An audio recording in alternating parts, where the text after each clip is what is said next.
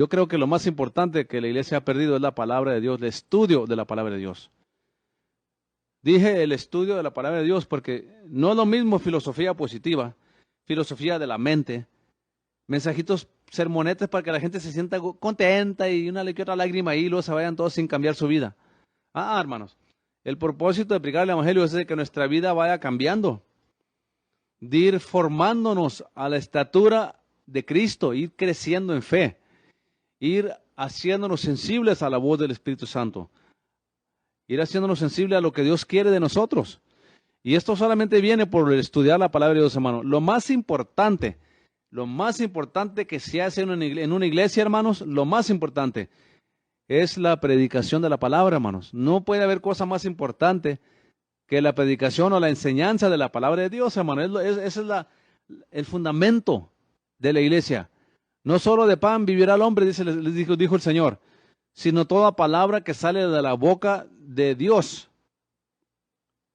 No dice ahí que no solo de pan vivirá el hombre, sino de que todos los cantos que canten, o de todas las banderas que ahí banderen ahí.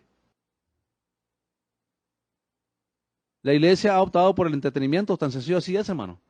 Eso de las banderas de las discotecas y el lucerillo y los cañones, eso es puro entretenimiento, hermano. Déjeme leer a usted una cosa.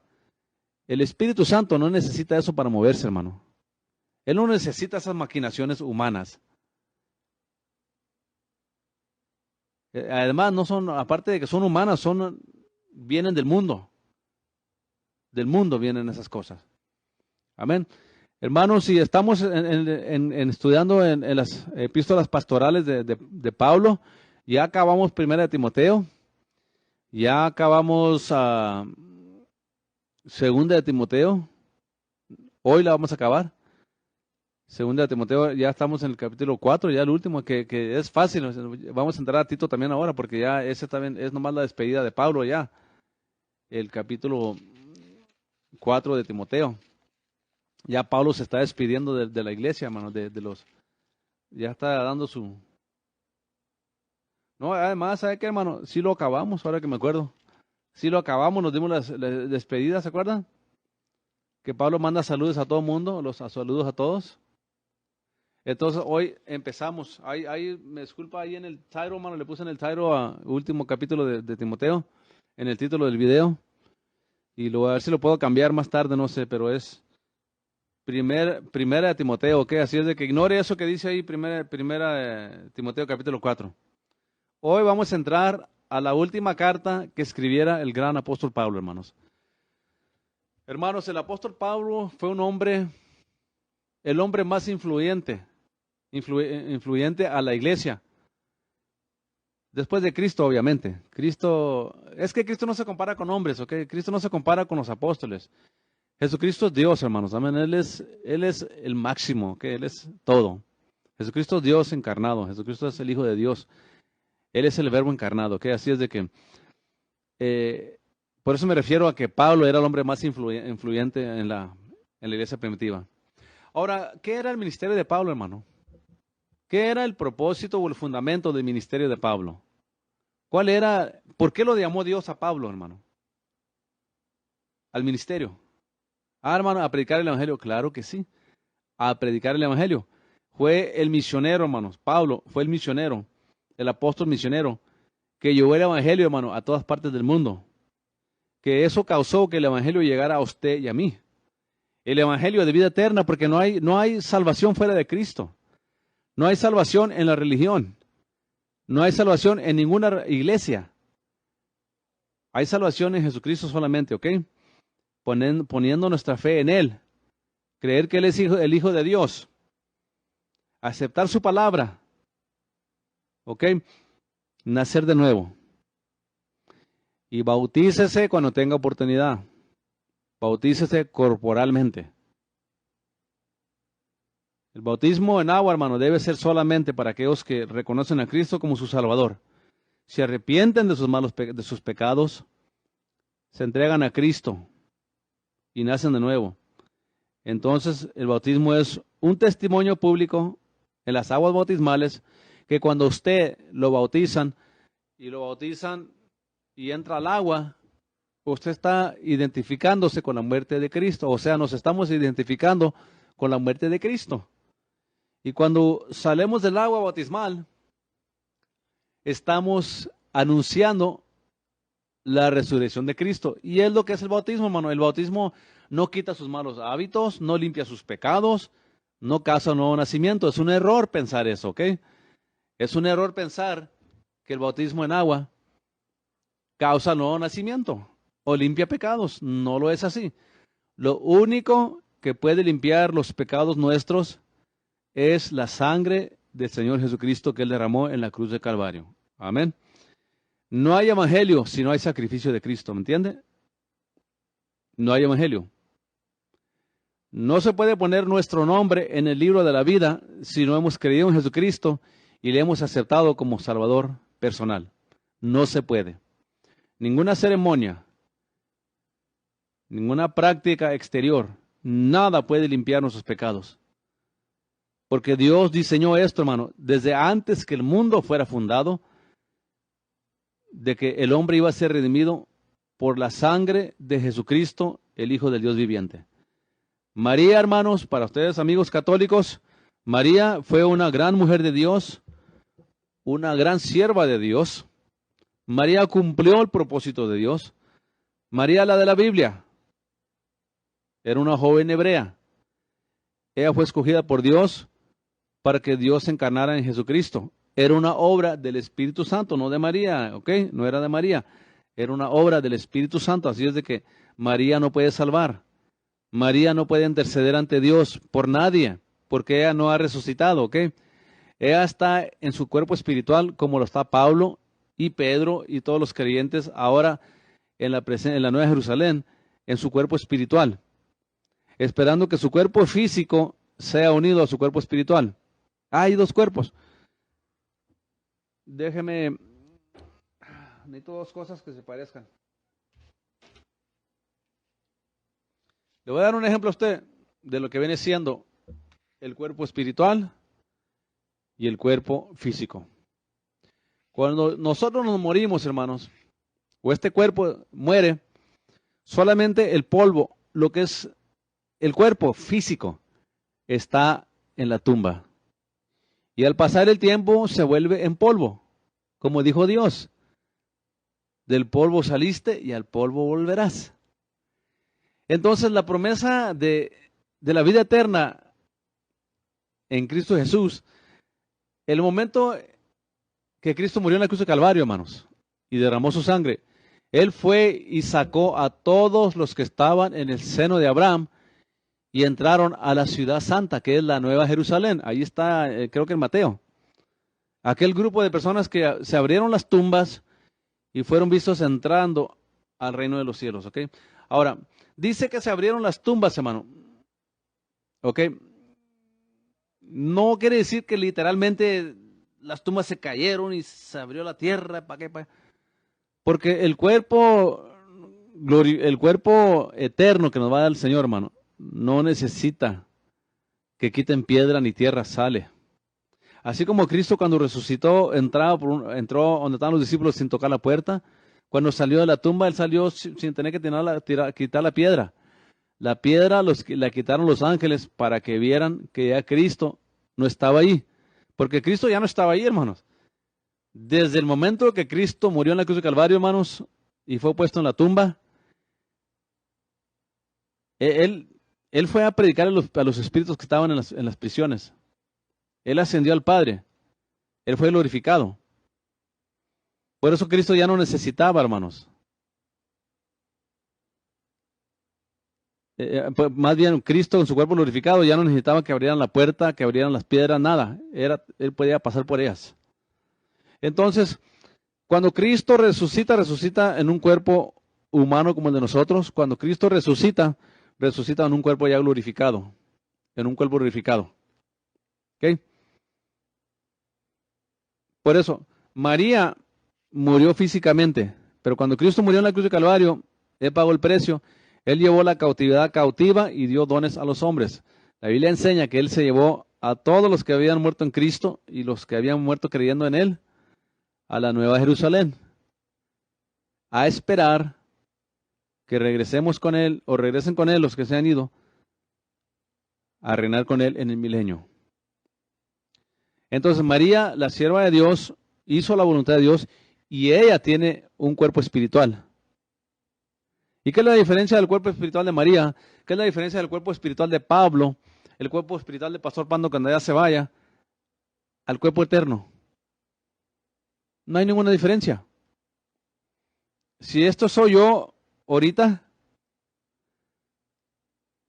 y muero hoy, yo me voy en espíritu y en alma a la presencia de Dios, a estar en la Nueva Jerusalén. ¿Ok? Porque Cristo ya pagó el precio por los pecados. Entonces, si usted mira al cielo y me pudiera ver mi cuerpo espiritual, sería un cuerpo idéntico, pero espiritual. Y lo que pasa en el rapto, en el arrebatamiento, en la primera resurrección, el cuerpo físico que está en la tierra, el cuerpo físico que está en la tierra, el cuerpo físico, al sonar la trompeta, este cuerpo físico instantáneamente es unido con mi alma, mi espíritu, mi cuerpo espiritual, y es un solo cuerpo, no son dos cuerpos, es un cuerpo glorificado. Por eso le digo, hermanos, el único que puede darnos vida eterna es Jesucristo. María fue sierva de Dios, y lamento que millones y millones de católicos van a aparecer en el infierno si no se arrepienten, si no aceptan a Cristo como su Salvador, porque a ellos les han enseñado que María los puede salvar, que ella puede sacarlos del infierno, que ella es corredentora, y eso es una blasfemia. María no es corredentora. Usted no haya una sola escritura que diga que María es corredentora. Por eso es importante, hermano, que aprendamos la escritura bien, para no ser engañados y llevados por todo viento de doctrina equivocados. Amén. Para no ser engañados, hermano. Por eso, hermano, usted sirve a Cristo, sírvale con todo su corazón, hermano. Séale fiel al Señor, hermano, todos los días. Porque un día Él viene, hermanos, por nosotros. Y debemos estar orando y velando, hermanos. Yo sé que somos salvos por gracia. La Escritura dice que somos salvos por gracia. Pero también la Escritura dice que sin santidad nadie le verá. Y mucha gente se confunde. Otros piensan que porque somos salvos por gracia, que ya podemos vivir como nos dé la gana. Tatuarnos, emborracharnos, andar de maldicientes, andar de adúlteros, de fornicarios, de afeminados, de homosexuales, de lesbianas, y que todo está bien porque así me crió Dios. No, Señor. Porque usted escuchó a Chuy Olivares aquí ayer que estaba enseñando, hermano, y Chuy Olivares es un tremendo hombre, maestro en la palabra, ¿ok? Pero Chuy Olivares no es Cristo, ¿ok? Y no es Dios. Y Chuy Olivares tiene buenas convicciones, pero Chuy Olivares, hermanos, también tiene unos conceptos que son su perspectiva y se respeta. Aquí lo ponemos a Chuy Olivares, ¿por qué? Porque respetamos al hombre. Usted no va a llegar a un pastor perfecto en la palabra, hermano. Yo no conozco la palabra a su perfección. Yo no puedo decirle a usted que yo conozco toda la Escritura y todo lo sé. Aunque tengo más de 40 años estudiándola, ¿verdad? Seriamente estudiándola, no nomás leyéndola casualmente, estudiándola. Por eso es que cuando este siervo le habla de la escatología, que le habla de todos los temas, le hablo a profundidad porque me preparé a profundidad para el propósito que Dios tenía para mí en estos últimos días, hermano. Que habría mucha apostasía. ¿Y qué es apostasía? Aposentar de la fe. Y precisamente, tocando ese tema de la apostasía, esta es la razón que Pablo le escribe la primera carta a Timoteo, la segunda carta a Timoteo y a Tito, para alertarlos de lo que pasaría en la iglesia después de que él se fuera. Que iban a venir muchas doctrinas de demonios. Dice que las iglesias iban a amontonar a muchos maestros conforme a sus propias concupiscencias. Porque teniendo comezón de oír, dice que se iban a amontonar maestros conforme a sus propias concupiscencias. Y el propósito, porque Pablo escribe las cartas pastorales, es para darles ya las últimas instrucciones a la iglesia, porque a él lo iban a matar. No por predicar promesas, ni prosperidad, ni que estés rico, ni que eres un gran campeón, ni que tú puedes crear tu propia realidad con lo que hablas y que decretas y declaras. No, por haber predicado el evangelio de arrepentimiento, que teníamos que cambiar, que teníamos que apartarnos del mundo, darle la espalda al mundo, morir para nosotros mismos. Ese es el evangelio que causó la muerte de Pablo, un evangelio que él nunca comprometió por ganancia, como hoy en día se hace en muchas iglesias. Pastores enteros organizaciones completas. Tienen puro show social. Y hay un problema, hermano. Ahorita entramos al estudio. Hay un problema con la iglesia moderna, hermano, y los estudios que se están dando, porque lo que usted no entiende, que mucho evangelio moderno lo han reducido solamente a ministrarle a la gente al nivel del alma, al intelecto, a la inteligencia del hombre. Por eso usted tiene muchos pastores, muchos movimientos de iglesias, muchos evangelistas, muchos creyentes que solamente están persuadidos académicamente del evangelio, pero no hay un nacer de nuevo. Diga menos, diga ouch, hermano. Diga menos, diga ouch. Y el evangelio moderno en muchas iglesias hoy en día le está ministrando a la gente al nivel del sentimentalismo, del emocionalismo, de la academia, el intelecto, pero no conocen a Dios por experiencia personal. Porque no hay quien enseñe la palabra expositoriamente, hermano. Y esto es lo que nos renueva, hermanos. La palabra de Dios. Es lo que nos revela a Dios. Es lo que nos da conocimiento, la palabra. Es lo que hace que nuestra fe sea una fe no fingida, sino una fe bíblica. El conocimiento de la palabra de Dios. Romanos 10:17. Dice que la fe viene por el oír y el oír por la palabra de Dios. La razón que Dios estableció pastores, evangelistas y maestros, hermanos, es para instruir a la iglesia en la palabra. No para dar seminarios de éxito, hermano, de prosperidad. Cómo manipular a Dios con lo que usted habla o dice. Déjese de ese evangelio falso. Ese evangelio nomás le está ministrando al nivel del alma. Y el hombre necesita la administración de la palabra, el hombre y la mujer. Necesitamos la administración de la palabra, no nomás al nivel del alma, hermanos. Al nivel del espíritu. Lo espiritual. Las palabras que yo les hablo, dijo Cristo, son espíritu y son vida. Se lo voy a repetir. Cristo dijo, las palabras que yo les hablo son espíritu y son vida. La fe es espiritual, hermanos. El propósito de la palabra de Dios es edificar a la iglesia en el conocimiento de la palabra de Dios. Este no es un libro para que usted agarre escrituras para que yo declaro que tengo esto, que yo decreto aquello, que yo confieso aquello, que yo rechazo aquello, que yo ato aquello. Esos son juegos que se le han metido a la iglesia, hermanos. Jueguitos de mente. Por el que hay administración al nivel del alma. Y es lo que vemos en Nicodemo, hermano. En Juan 3:3 y en Juan 3:5. Que Cristo le dijo a Nicodemo, tú siendo un maestro de la ley, ¿no conoces las cosas? Cristo le está hablando del tiempo ahí, el clima. Pero se está refiriendo, Nicodemo, tú eres maestro de la ley, Nicodemo. ¿Y no conoces las cosas sencillas como nacer de nuevo? Pues ¿quién les iba a entender, hermano? No era fácil. Pero si habían conocido la ley y el pacto abrámico, como tenían que haberlo conocido, entonces hubieran entendido que Cristo era el Mesías, que Cristo era el cumplimiento del pacto abrámico y el pacto de la ley. Y estos maestros iban a venir en los últimos días a engañar a la iglesia, hermano. Los judaizantes, los gnósticos, los filósofos, no es nada nuevo, hermano. Estos tres movimientos poderosos existen desde los tiempos de Pablo y siguen existiendo hoy en día. Los judaizantes, estos que se quieren creer judíos, estos que quieren guardar los sábados, prohibir comidas, meterse en las ceremonias de la ley, cubrirse la cabeza por orar. Todas estas ceremonias que han metido de la ley a la iglesia, hermanos, no son requeridas bajo el nuevo pacto, porque es un pacto del espíritu, espiritual, el nuevo pacto.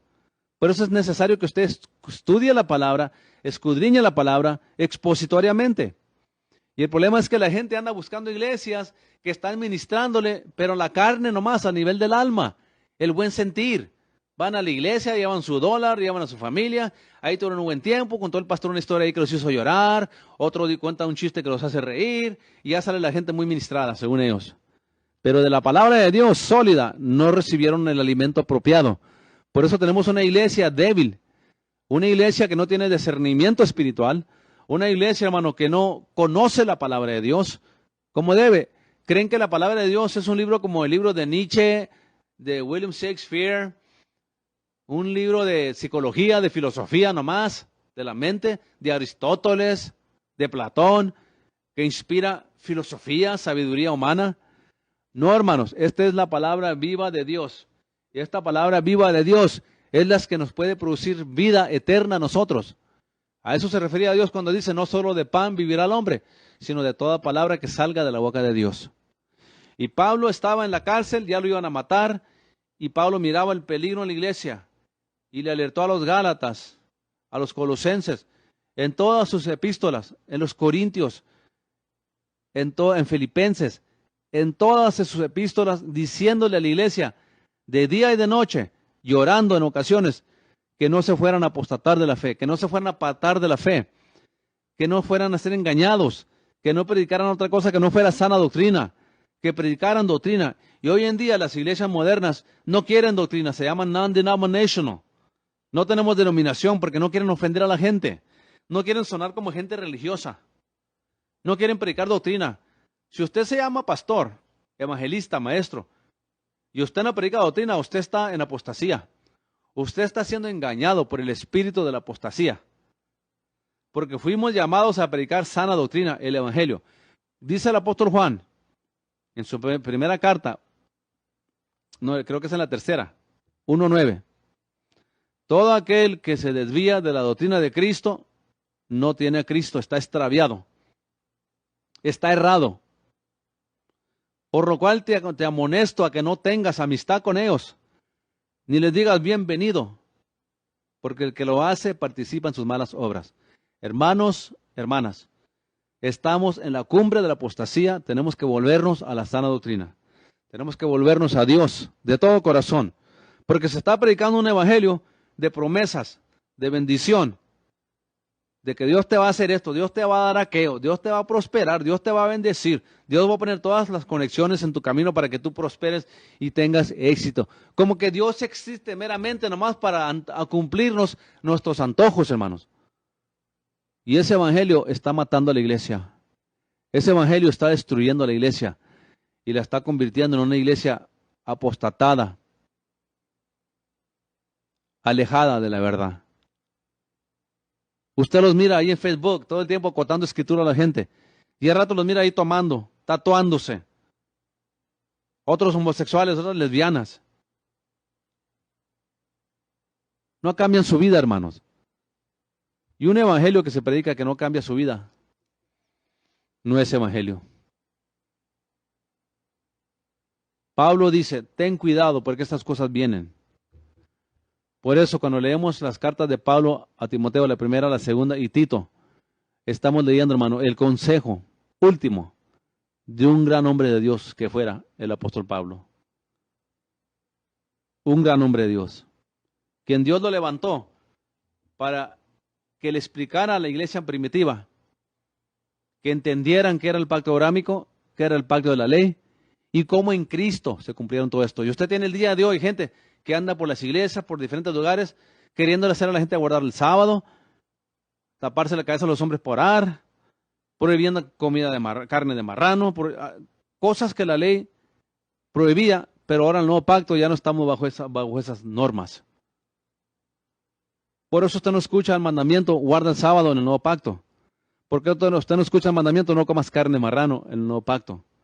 No escucha el mandamiento que diga que guarde días festivos. Porque el nuevo pacto, hermano, el reino de Dios, el nuevo pacto, no consiste en obras, no consiste, hermanos, en ceremonias.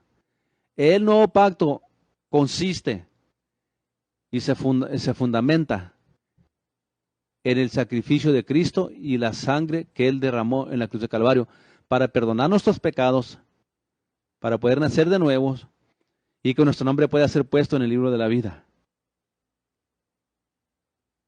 Por eso Cristo dijo, si yo no los limpio, vas a permanecer sucio. Si no naces de nuevo, no puedes entrar al reino de los cielos. Y por eso es importante, hermano, estar en la palabra, leer la palabra expositoriamente. La palabra de Dios se enseña expositoriamente y se predica expositoriamente. Yo no puedo sacar este libro como algo filosófico, hermano, y empezar a enseñar cosas de la mente positiva, que si yo repito cosas se van a cumplir, que yo puedo crear mi propia realidad con lo que hablo, visualizo. Hermano, eso es del diablo. El hombre vive de toda palabra que sale de la boca de Dios. Romanos 4 dice que Abraham le creyó, puso su fe en Dios que llama las cosas que no son como si fuesen. No es como hoy enseñan, que usted llama las cosas que no son como si fuesen.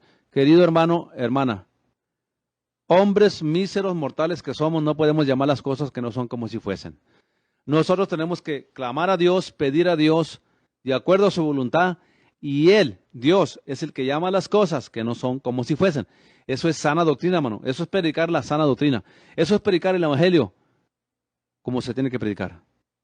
Por eso es necesario, hermanos, que Dios llamara a Pablo para corregir a la iglesia, porque Dios sabía que la iglesia se iba a apostatar, aún en los tiempos de Pablo. Aún Pedro, hermano, Pedro ya se estaba desviando otra vez a las ceremonias. Pedro miraba que venían los de Jacobo y los judaizantes y andaba con los gentiles y salía corriendo.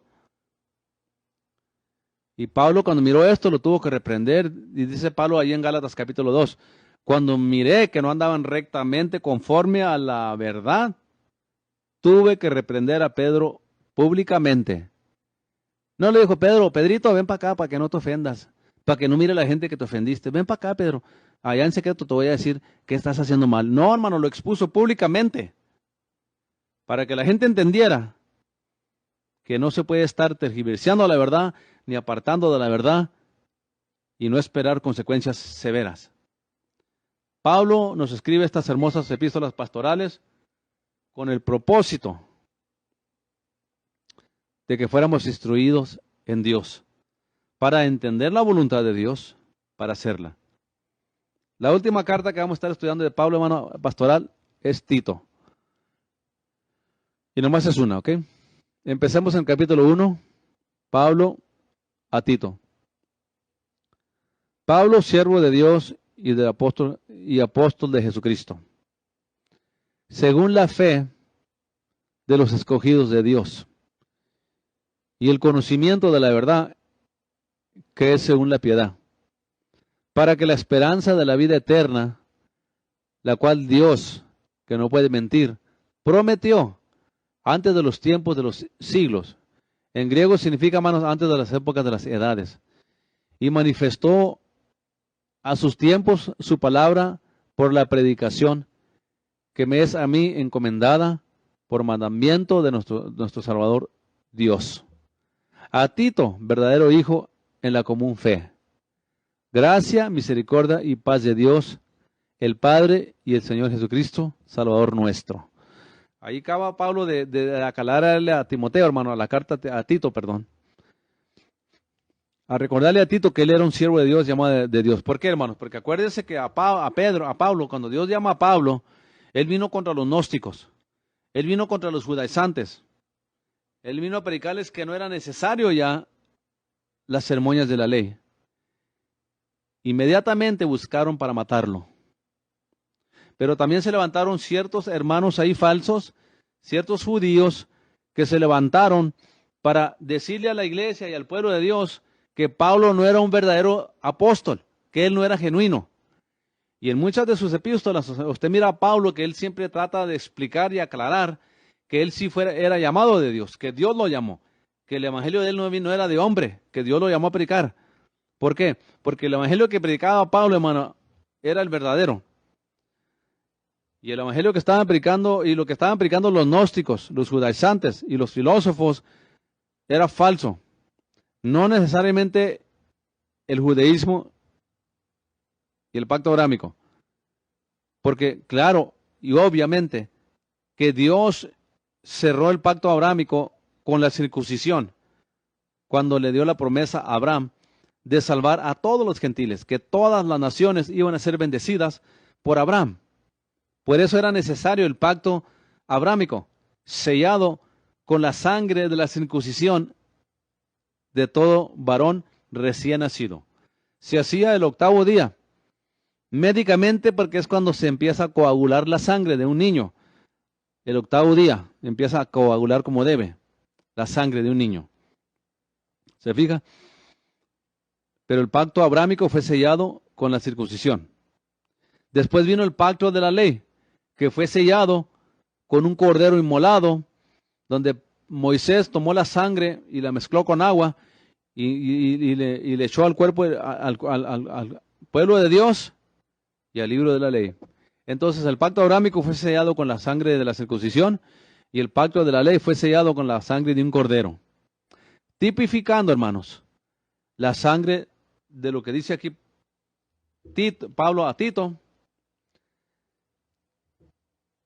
del Evangelio, que fuimos escogidos a la vida eterna, el cual Dios, que no puede mentir, prometió antes de los tiempos de los siglos. Manifiesto en sus tiempos su palabra por la predicación, que me es encomendada por mandato de nuestro Salvador Jesucristo. ¿Okay? Entonces el llamado de Pablo, hermano, era predicar el Evangelio, pero anunciarle a la iglesia primitiva y a los judíos que Cristo era y sigue siendo, hermanos, el cumplimiento de la ley y los profetas.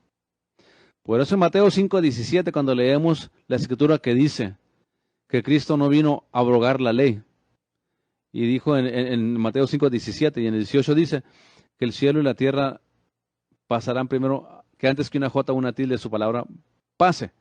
Pero la última frase en el capítulo 15, 17 y 15 y 18 dice, hasta que todo se haya cumplido.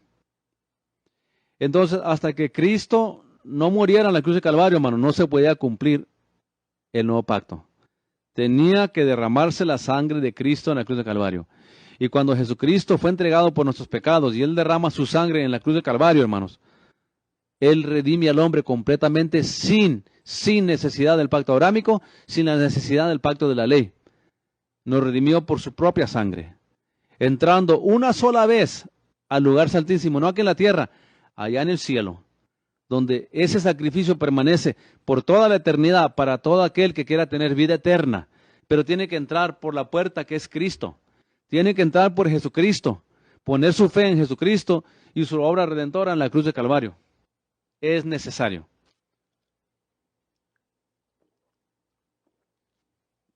Y Pablo le dice aquí y le instruye a Tito, 4, a Tito, verdadero hijo en la común fe. Gracia, misericordia y paz de Dios, el Padre, y del Señor Jesucristo, el Salvador. Verdadero hijo en la común fe. En la común fe. La común fe, hermano, viene siendo lo que yo siempre enseño. Yo leí muchos libros de la fe, hermanos, de muchos escritores. Y son libros que motivan a la gente. Pero la fe, hermanos, tiene que tener el objetivo correcto. Porque usted escucha a muchos cristianos, usted escucha a ateos, a mundanos, a musulmanes, a budistas, a católicos, hablar mucho de la fe. Pero Pablo está hablando aquí de la común fe, cuyo objeto, hermano, es Cristo. Querido pueblo de Dios, amigo, amiga, hermano, hermana, la fe sola para nada sirve. Yo oigo a la gente hablar que no, que es que la fe, y la fe para acá y la fe para allá. Escúchame bien, la fe por sí sola es inútil y no sirve para nada. ¿Cómo se atreve a decir eso, Pastor Pando? Escúchame bien. La fe sola lo puede desviar fuera del camino. La fe sola lo puede desviar al error. La fe, para que sea una fe que Dios reconoce, tiene que ser una fe bíblica. La común fe, cuyo objeto es Jesucristo. El objeto de nuestra fe, el objetivo de nuestra fe, tiene que ser Jesucristo. Usted escucha a católicos decir que fueron a a ver a la Virgen de los Lagos, que fueron a ver a Guadalupe y que les hizo un milagro. Porque el objeto de su fe no es Dios, no es Cristo. Por eso Pablo le dice a Tito, verdadero hijo en la común fe. Fe en el gran sacrificio de Cristo, el objetivo que es Cristo. Entonces, ¿sabía usted que los musulmanes tienen fe? ¿Sabía usted? ¿En qué tienen fe los musulmanes? En Alá, el Dios de la luna, y que su profeta es Mahoma, y que la única verdad es el Corán. Ellos tienen fe, a ellos hablan de la fe, pero es una fe cuyo objeto es un error, es falso, es fingido. Los católicos ponen su fe en el Papa, en las imágenes, en la Santa Madre Iglesia, pero eso es el objeto incorrecto de la fe. El budista pone su fe en Buda. Por eso le digo, la fe por sí mismo de nada sirve. Al solo que sea fe puesta en el objeto correcto que es Jesucristo. ¿Me entiende o no me entiende? Tiene que ser, hermano. Porque la palabra fe, en la forma pistis, en griego, la palabra fe, pistis, en griego, significa firme persuasión. Pero la palabra fe, o la palabra pistis en griego, que aquí habla Pablo, la común fe, nada más en ese término, fe, en la traducción pistis, se menciona 294 veces en la Biblia. Y las 294 veces que se menciona la palabra fe en la Biblia, el objeto es Dios. Es relativa con Dios, está ligada con Dios. Por eso le digo, la fe sola de nada sirve y para nada aprovecha. Tiene que ser una fe puesta en Jesucristo, el objeto correcto. Amén. Así es que Pablo le escribe a Tito para recordarle que él es un apóstol genuino. Porque había ataques tremendos contra Pablo, hermano, diciendo que era un falso, que no era apóstol, que era un mentiroso, que engañaba, que mentía. Y así lo hacen los cristianos carnales. Cuando se levanta un hombre con sana doctrina predicando la fe bíblica, lo quieren tumbar.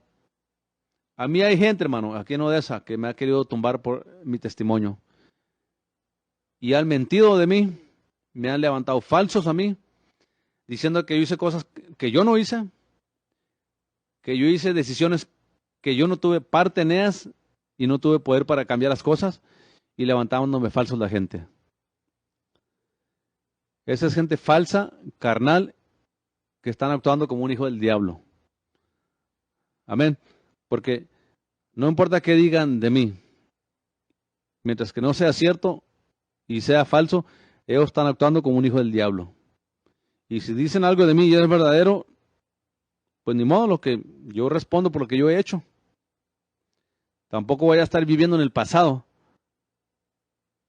Jamás yo.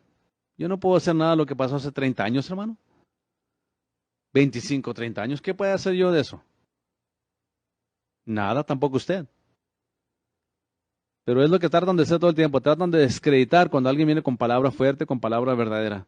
Lo tratan de desacreditar, ¿por qué? Porque no aguantan, hermano, no aguantan la verdad. Son cristianos carnales. Sí, diciendo Pablo aquí en el 5, hermano. Por esta causa te dejé en Creta, para que corrigieses lo que falta y pusieses ancianos, o sea, pastores, en cada ciudad, así como yo te mandé.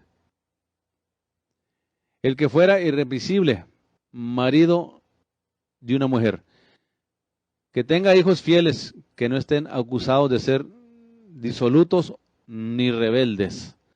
Porque es necesario que el obispo sea irreprensible como administrador de Dios, no soberbio, no irracundo, no amador de vino, ni alborotador, no codicioso de torpes ganancias, sino hospedador, amador de lo bueno, templado, justo, santo y moderado, retenedor de la fiel palabra que es conforme a la doctrina, para que también pueda exhortar con sana doctrina y convencer a los contradictores.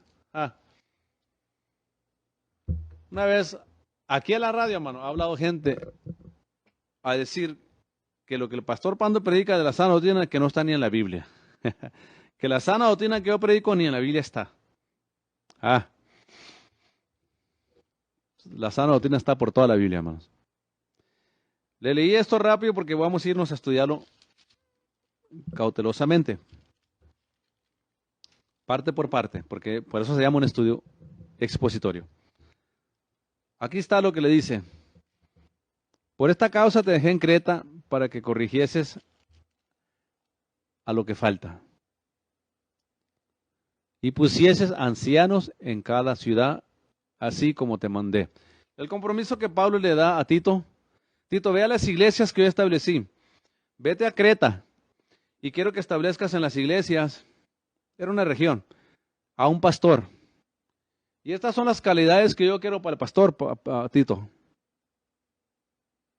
Estas cualidades debe tener un pastor, un anciano, un pastor.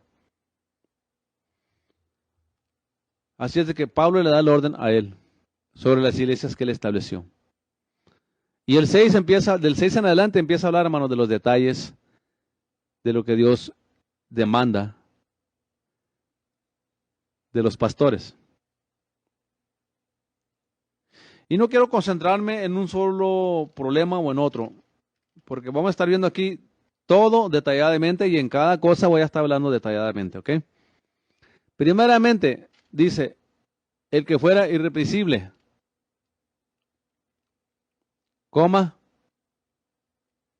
marido de una mujer.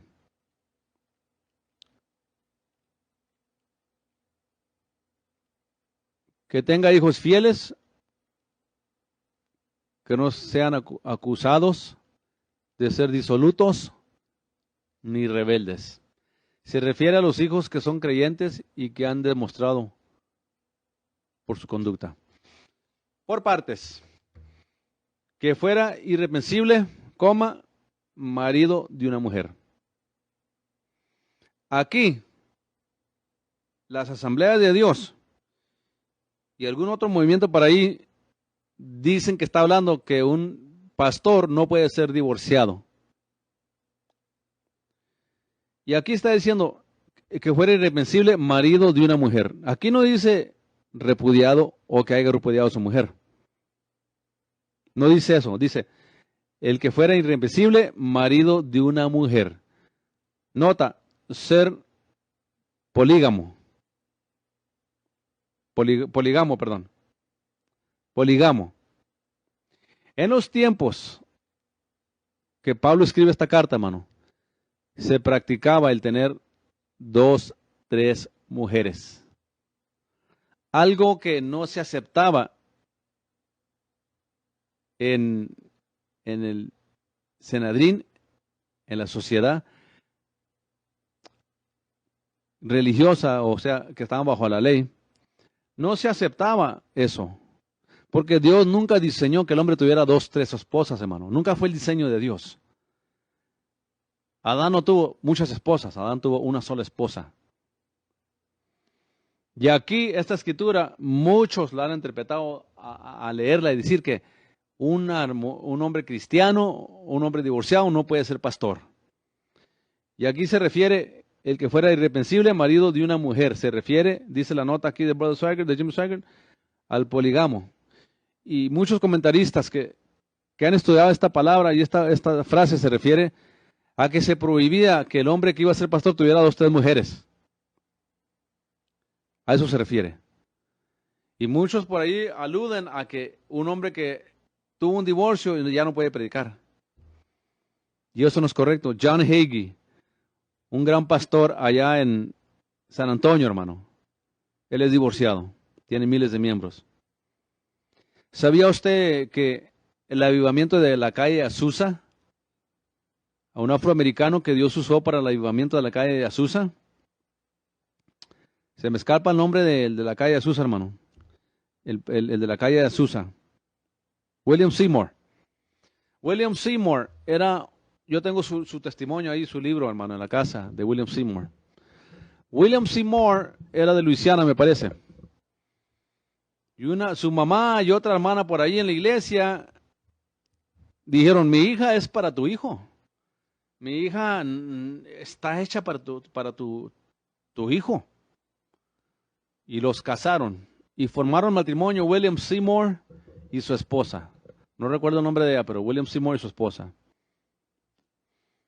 Al pasar los años, hermanos, no era la voluntad de Dios que ellos se casaran. Era todo lo contrario a la voluntad de Dios. Terminaron en divorcio. Dios llama a William Seymour para California, donde él empieza a buscar a Dios. Se mete en una casita, en un cuarto, empieza a clamar a Dios y a clamar a Dios en tiempos que había todavía racismo, acuérdese. Mucho racismo en California. En California era uno de los estados que había más racismo que en muchos otros, porque había mucho alemán ahí, hermanos.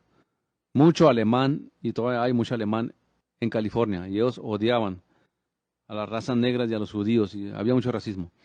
Caso en que empieza William Seymour, hermanos, a clamar a Dios, y Dios levanta uno de los avivamientos más grandes en Estados Unidos, hermanos, que se llama el avivamiento de la calle de Azusa por William Seymour, un hombre divorciado. ¿Se fija? Entonces, yo miro en la red social que la gente todo el tiempo pone un hombre casado, divorciado y es un adúltero, y es un predicador adúltero. Un hombre, un cristiano que se divorcia y se vuelve a recasar es un adúltero. Déjeme leer una cosa. A esa gente le falta conocimiento bíblico y no entiende la Escritura. Porque la Escritura dice que todos los pecados serán perdonados a los hombres, excepto la blasfemia contra el Espíritu Santo. Todos los pecados. Y la gente piensa que un divorcio es muy diferente a un adulterio o a una fornicación. Yo quiero decirle a usted, Abraham tuvo sus experiencias. Moisés mató a un hombre. David, el que Dios ungió para rey sobre Israel, cometió adulterio. Y no solo cometió adulterio, mandó a matar al esposo de la que había embarazado, Betsabé. ¿Qué le estoy diciendo? ¿Que la Biblia justifica el divorcio? No.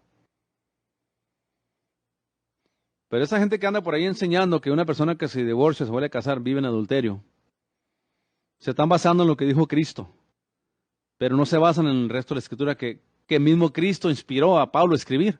Porque ¿quién envió al Espíritu Santo?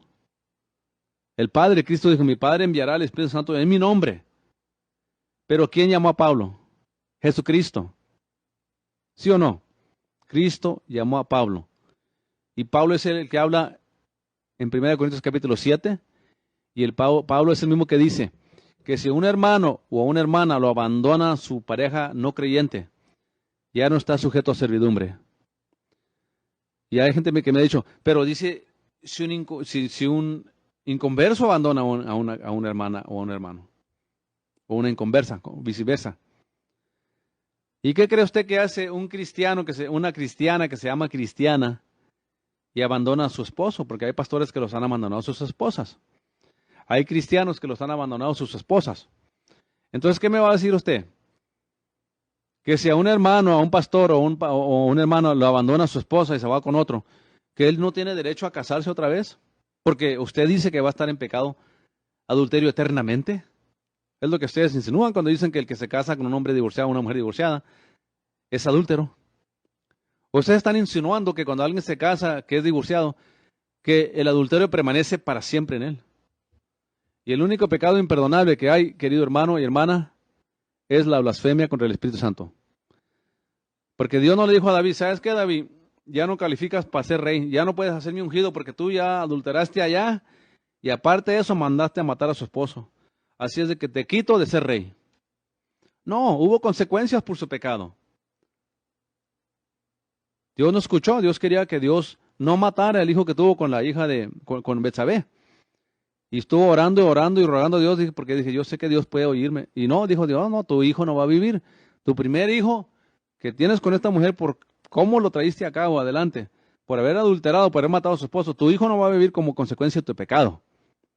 Y no vivió el hijo de David. Y para ustedes que creen en la maldición generacional que se pasa del hijo del papá al hijo y al hijo, Salomón era el segundo hijo que tuvo con Betsabé, David, hermano. Y Salomón fue un hombre temeroso de Dios, que tenía un corazón conforme a Dios. Que Dios le dijo, tu papá no va a hacerme un templo, lo va a hacer tu hijo, Salomón. Por eso, hermano, tenga cuidado cuando lee la Escritura de no ir a llegar a conclusiones radicales, porque hay mucha gente legalista en las iglesias. Dice que el pastor tiene que ser irreprensible marido de una mujer. No dice aquí nada del repudio ni del divorcio. Dice simplemente marido de una mujer, aludiendo a que no puede ser un polígamo. 2, que tenga hijos fieles, que no estén acusados de ser disolutos ni rebeldes. Es lo último que voy a explicar, ya para la otra semana explico lo demás. Yo como pastor, usted como papá cristiano, mamá cristiana, cual sea el caso, tenemos el compromiso de criar a nuestros hijos en el temor a Dios. No solo tenemos el compromiso, hermano. Yo cuando dedico un niño, hermano, que vamos a dedicar un niño, yo le doy una clase a los papás de 1 hora. Y les hago ver el compromiso que ellos tienen al dedicar ese niño a Dios. El compromiso que tienen ante Dios, con Dios. Y les explico ese compromiso que tienen. Porque, hermanos, el instruir a nuestros hijos en el camino de Dios, en el temor a Dios, en el Evangelio, es un deber que tenemos. Y no solo un deber, es lo único que puede librar a esos hijos de un día irse al infierno, perderse eternamente. Pero aquí, hermanos, está hablando a hijos menores de edad. Porque ustedes saben muy bien que hay países, y en Estados Unidos, que cuando los hijos ya tienen 18 años, ya no les puede uno decir nada. Ya tienen derechos ellos, no puede uno disciplinarlos, ya no puede uno decir nada. Los instruye uno de niños con la esperanza de que sigan el camino de Dios. Entonces el pastor está obligado, hermano, a tener hijos sujetos a Dios, que no los acusen de disolutos ni de rebeldes. Pero esto es hasta cierta edad, cuando son menores de edad y pequeños, hermano. Ahora, ¿qué padre o qué pastor o qué padre no quisiera a sus hijos sirviendo a Dios fielmente? No que vayan a la iglesia, hermano, no entienda usted la diferencia, aprenda más bien la diferencia de lo que es un hijo que va a la iglesia a lo que es un hijo que sirve a Dios. Son dos cosas muy distintas. Hay muchos hijos que van a la iglesia pero no sirven a Dios. Andan en pecado, hacen cosas que a Dios no agradan, viven juntos sin casarse, son homosexuales, lesbianas. Entonces, hasta cierto punto nosotros tenemos un compromiso de criar a nuestros hijos en los caminos de Dios. En Estados Unidos, cuando sus hijos ya se van de la casa, ya no podemos hacer nada sobre ellos, nosotros sobre ellos. Y hay mucha gente que llega a la conclusión que si tú no puedes controlar a tus hijos, ¿qué estás haciendo de pastor? ¿O por qué te llamas un padre cristiano si tus hijos andan en el mundo? Porque si el papá hizo su trabajo y los crió en el camino de Dios, y los instruyó en Dios, y los hijos al cumplir su edad de madurez legal, se apartan de Dios, no podemos hacer nada, hermanos. Ya no estamos bajo el compromiso nosotros de sujetarlos porque ya no estamos bajo nuestro mando. Esto es mientras que estén en nuestro hogar, viva con nosotros, estén bajo nuestro mando, tenemos que ser los hijos sujetos y que no sean disolutos ni rebeldes. Porque déjeme una cosa a usted. ¿Qué tenía que haber hecho Billy Graham cuando su hijo se dedicó a las drogas? Se alejó de las drogas. ¿Qué tenía que haber hecho Billy Graham? ¿Dejar su ministerio? Porque su hijo andaba en droga. ¿Se dio las drogas? ¿Tenía que dejar su ministerio Billy Graham o qué? Tiene que ser usted, hermano. Aprenda a conocer la palabra, pero ser práctico también, ¿ok? Aprenda a conocer la palabra, pero ser práctico. Billy Graham no pudo hacer nada si su hijo decidió alejarse de Dios, dedicarse a la droga. ¿Qué le puedo decir de H.C. Nova, un gran hombre de Dios, muy amigo de Jimmy Swaggart? Su hijo fue criado en el Evangelio, fue criado en la iglesia, pero su hijo, el hijo de H.C. Nova, nunca quiso servir a Dios. Nunca sirvió a Dios, nunca quiso servir a Dios. ¿Qué tenía que haber hecho H.C. Noah, hermanos? Abandonar el ministerio, ¿por qué? Su hijo no quería servir a Dios. Por eso le digo, lea la escritura, hermano, entiéndala y sea práctico. Así es de que el pastor debe que ser irreprensible, tener una sola esposa. No que nunca se haya divorciado. Porque un pastor que lo deja a su esposa, hermano, él tiene derecho a casarse otra vez. Lea ahí la primera carta de Pablo a los Corintios, capítulo 7. Si su esposo o su esposa lo abandona, sea usted pastor o no sea pastor, usted no tiene que dejar el ministerio. Usted no está, dice Pablo, usted no está ligado a servidumbre. O sea, palabra, ya la ley no los une. Sea sabio, obviamente, busque la guianza de Dios. Y si puede permanecer sin casarse, pues hágalo. Pero si no tiene el don de continencia, dice Pablo, que se case. Y eso se refiere a los jóvenes, pero también a un... Porque un hombre no puede hacer nada si se lo abandona a su esposa, hermano. ¿Qué puede hacer un pastor si su esposa se levanta, se va con alguien más? Ya nunca casarse. Y si él no tiene el don de continencia, ¿qué va a hacer? ¿Irse a pecar y morirse eternamente? No, porque usted dice. No, hermanos, sean prácticos cuando lean la palabra de Dios, ¿ok? No todos los casos son iguales. Para juzgar un caso en un matrimonio, usted tiene que saber exactamente qué pasó. No nomás concluir porque usted quiere. Porque agarró una escritura aquí y la leyó nomás a su gusto. ¿Cómo me desespero cuando miro a gente ahí que un hombre divorciado, una mujer divorciada no se pueden casar porque van a permanecer en adulterio toda su vida? No dice eso la Biblia, hermano. Dice que cualquier pecado que cometemos, pedimos perdón, Dios nos perdona. Y Dios no nos va a estar echando en cara ese pecado si usted le quiere llamar pecado. Pero el hermano o la hermana que son abandonados, hermanos, no quiere decir que ya están perdidos eternamente, o que es lo que están insinuando ustedes cuando dicen eso. Que un pastor, un hermano, una hermana que lo deja a su esposo, su esposa lo abandona y se vuelve a casar. Ustedes están diciendo que ya no se puede salvar, que se pierde eternamente. Pues ustedes están equivocados, queridos hermanos, amigos y amigas, porque Cristo perdona el divorcio. Dios no quiere divorcio. La intención de Dios es que no haya divorcio, pero Cristo dijo, mas por la dureza de vuestros corazones, Moisés les permitió la carta de divorcio. Por vuestra dureza.